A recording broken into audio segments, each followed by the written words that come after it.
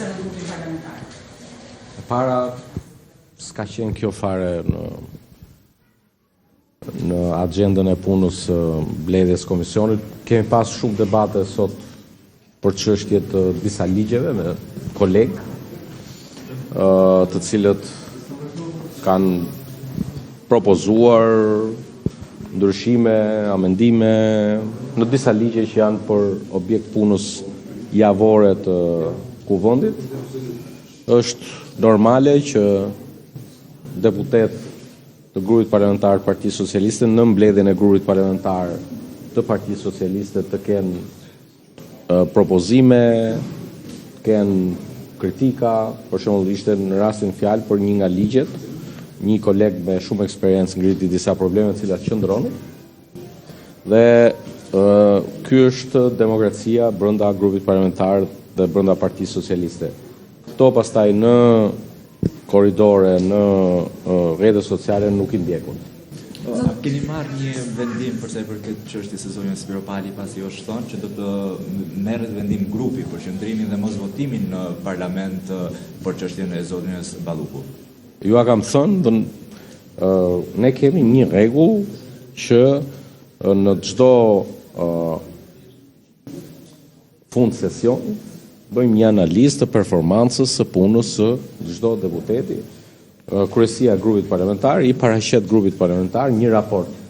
Kur vijë moment, dua kam thënë 20 herë, do e them për Pra, Partia Socialiste do të pres fundin e korrikut, përfundimin e sesionit parlamentar për një vendimarrje për zonën Spiropali? Për performancën e çdo deputetit të Partisë Socialiste është rregull, un kam 21 vjet të grup parlamentar, atëherë bëhet një vlerësim i performancës së cilit, ku padyshim pastaj kërkohet përmirësimi i punës apo çështje të tjera.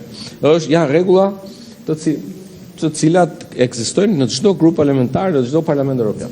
Zonja Spiropali adreson rrjetet sociale. I ka shprehur në mbledhjet e grupit parlamentar? Jo, nuk i ka fshirë. Zoti Balla, si po shkon organizimi i degëve të Partisë Socialiste duke qenë se keni nisur një proces rienergjizimi të partisë? Faleminderit.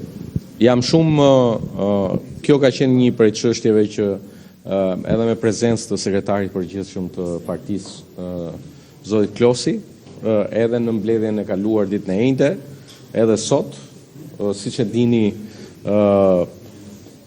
jemi në një fazë komunikimi të gjerë me publikun përmes këtij procesi që në njërin krah ka komunikimin me njerëzit, në pjesën tjetër ka procesin e rienergjizimit të Partisë Socialiste.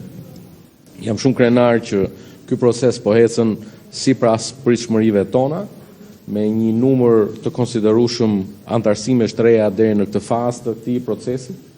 Dhe thirrja ime është për gjithë ata të rinjtë të reja që duan të japin një kontribut në këtë fazë historike të përmbylljes së aspiratës tonë për ta parë Shqipërinë anëtare të Bashkimit Evropian, që të bashkohen Partisë Socialiste si vetmi instrument në duart të tyre për t'i dhënë fuqi këtij procesi dhe për t'i dhënë fuqi përfaqësimit tyre. Dhe mund t'ju them dhe natyrisht në një fazë tjetër sekretari i përgjithshëm do të ketë një komunikim me ju për ta njoftuar, le të themi, këtë fazë të parë. Ju e dini që i gjithë ky proces shkon deri në 12 qershor, kur ne familja jonë politike feston 35 vjetorin, por nuk do të ndërpritet. Do të jetë një proces që do të vazhdojë edhe për te i qershorit dhe korrikut dhe pastaj për të rifilluar në shtator me përgatitjet për zgjedhjet vendore të vitit të vijim.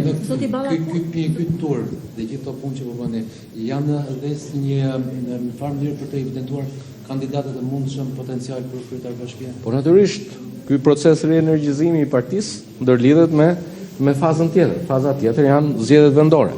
Partia Socialiste e Shqipërisë konkuron për të fituar në të 61 bashkitë tonë. Pra do kemi 61 bashki? Nëse unë i referohem asaj që është sot, ndërkohë që nga bashkëkryetari ynë i reformës administrative territoriale, jemi njoftuar sot dhe për kalendarin e town hall-eve, pra dëgjesave për pjesën që lidhet me reformën administrative territoriale.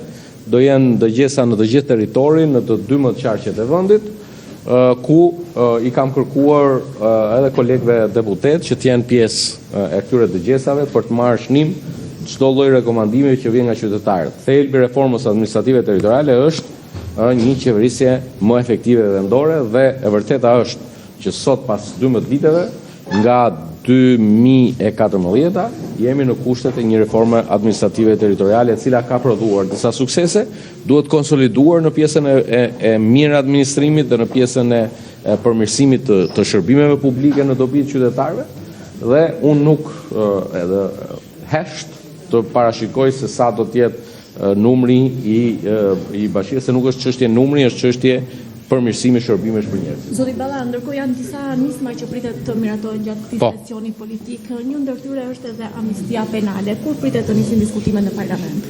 Tani ju e dini që ne kemi një proces dhe padyshim që edhe reforma, edhe kjo amnistia kërkon pak kohë dhe me kolegët e Komisionit të Çështjeve Ligjore kemi rënë dakord që të marrim pak më shumë kohë, sepse ju e dini që amnistit janë procese të rëndësishme, të cilat duan një hulumtim më të mirë të propozimit që ka ardhur. Zoti Balla, një nismë e tuaja, e kryeministrit dhe kolegu tuaj Ulsi Maja është në zyrtarët e kuvendit prej javësh. Jo, nuk është në zyrtarën e kuvendit, është në procedurë kuvendore. Kodin e procedurës penale që të përfundoj. Që ka ana e mazhorancës socialiste apo do të diskutohet dhe miratohet brenda këtij sesioni, pra deri në fund të korrikut? Mendoj që edhe kjo do të shurtohet në momentin e duhur. Zoti Balla, një pyetje. Javën e kaluar ju keni kryer një takim Xhaxhajna Alex Nikës Mark Nika. Mësohet ju ketë kërkuar ndihmë për zvarritjen e procesit nga SPAK, madje edhe një rezolut. Është e gatshme Partia Socialiste të hartojë një rezolut për të miratuar? Do ta shohim në procesin e analizave të institucionit. Faleminderit.